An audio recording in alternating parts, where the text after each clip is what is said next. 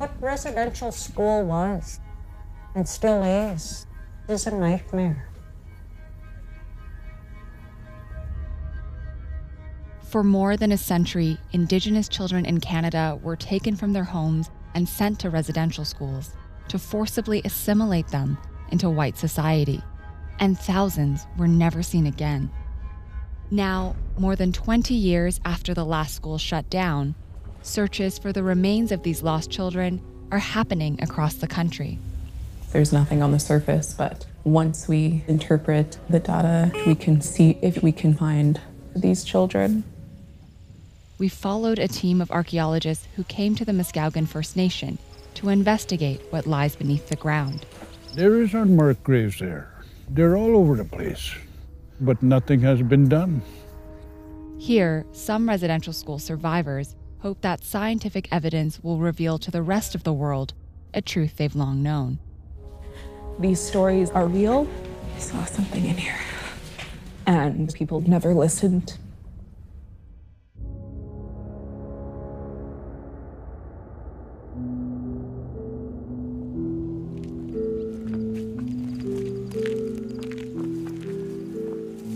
Harvey Desjardins was taken to residential school when he was 6.5 years old. And I remember being locked in the dorm. I cried so much because of the harshness.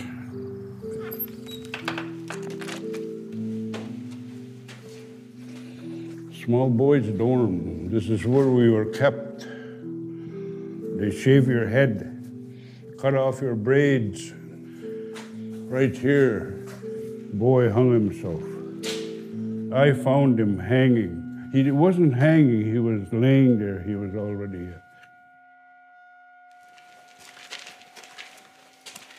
Generations of Indigenous children suffered physical and sexual abuse inside the boarding schools. They were established by the Canadian government and initially run by the Catholic Church. This used to be the chapel over here. This is where we used to pray 10 times a day. They used to call us little savages.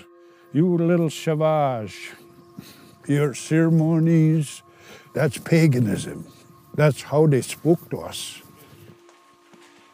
After his years as a student, Harvey worked as the school's caretaker for 22 years. Today, he still visits the grounds of the former school, even though it shut down in 1997. I come here just about every day. I have a dream of elders, like calling. And I know what they're calling about. They're our children.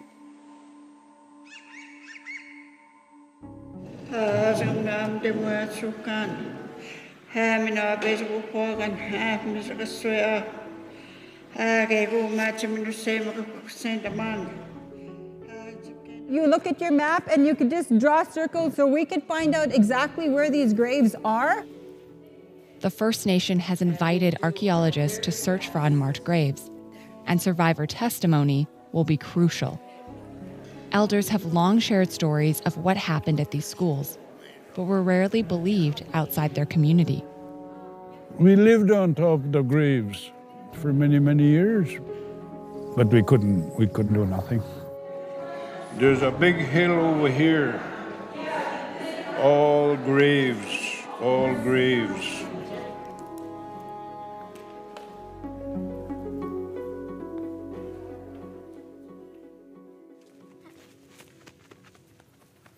About the researchers coming here, it's been a long time coming. Laura Ocho is Harvey's longtime partner. She also went to the Muskowekwan Residential School. I'm at a place where I'm trying to understand what's this all mean for all of us right now. People are angry with the finding of our kids. It is horror. It's living with that. And they deserve to be honored and respected, That's all I think that they would want. Mm-hmm.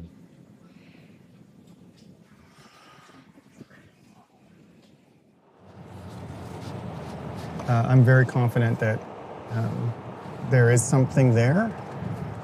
The archaeologists Terrence Clark and Keisha Supernant are leading the search effort. They're using ground-penetrating radar to locate burial sites.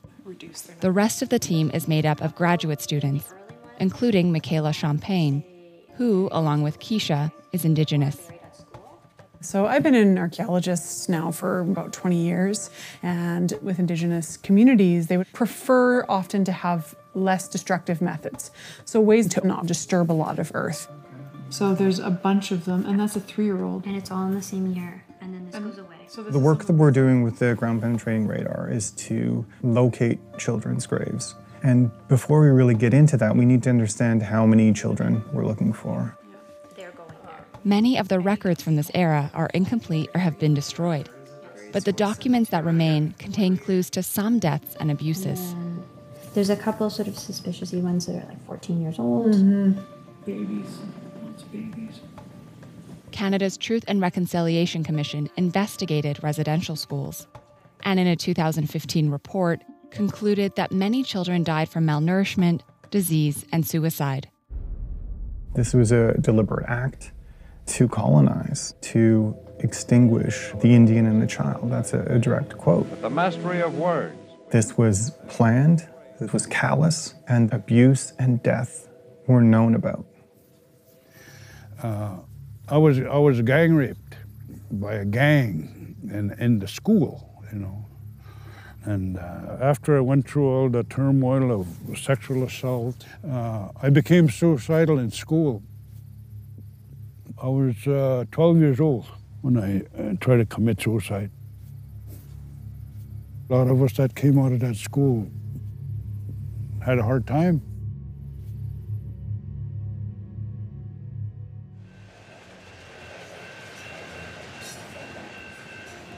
Harvey's come to the school to show researchers where to look in person. My name's Harvey. I'm Terry.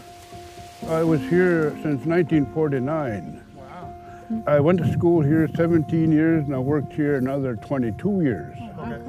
From here all the way this way, it has to be looked at. Okay. There was bodies all along, up to about the bottom where the line is about there. This may be past there. All right, let's maybe put it all down. We'll smudge before put anything in the ground here. Sounds good.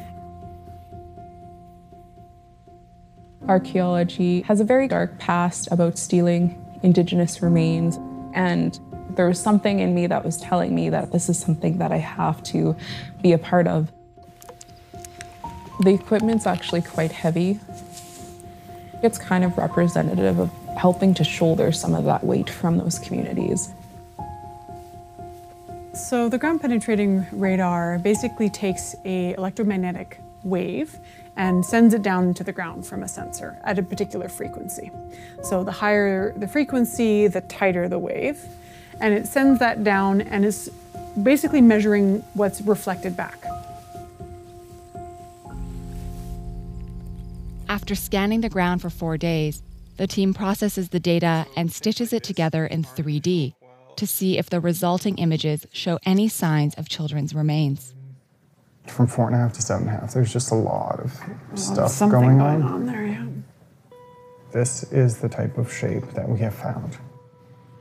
The color pattern, you can almost imagine a child lying on its side in that pit. We've had survivors tell us to look in the spot. There's no other sort of natural phenomenon to explain why you'd have this oval pit underneath the surface. And then the fact that there are 8 to 10 or 12, all of those things together. Yeah. It's about as certain as we can get, I would say. Yeah. That's heartbreaking. This is why we do it. It's just, it shows the value of what we're doing. And there's thousands of these across the country. Thousands. Our people deserve answers, and they deserve justice. This time, they've discovered 2 unmarked graves. but researchers say they expect to find over 80 more at Muskowekwan. They still have large swaths of land around the school left to scan.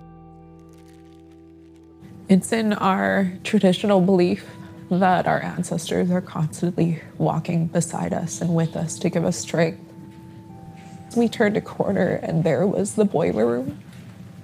The boiler room was used as a way to get rid of some of the remains of children.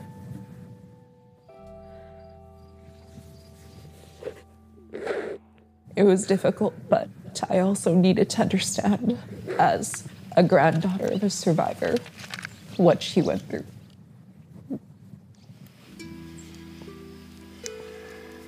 We're supposed to be these objective scientists, but there are these moments of emotion. Sometimes they're joy, sometimes they're sorrow, and everything in between. Underneath that grief and everything, you can sometimes feel relief. After the ground sonar identifies where bodies might be buried, the First Nation hopes to have a traditional feast and ceremony to honor the children who died at the school. The next step is for the community to decide whether they want to unearth the remains.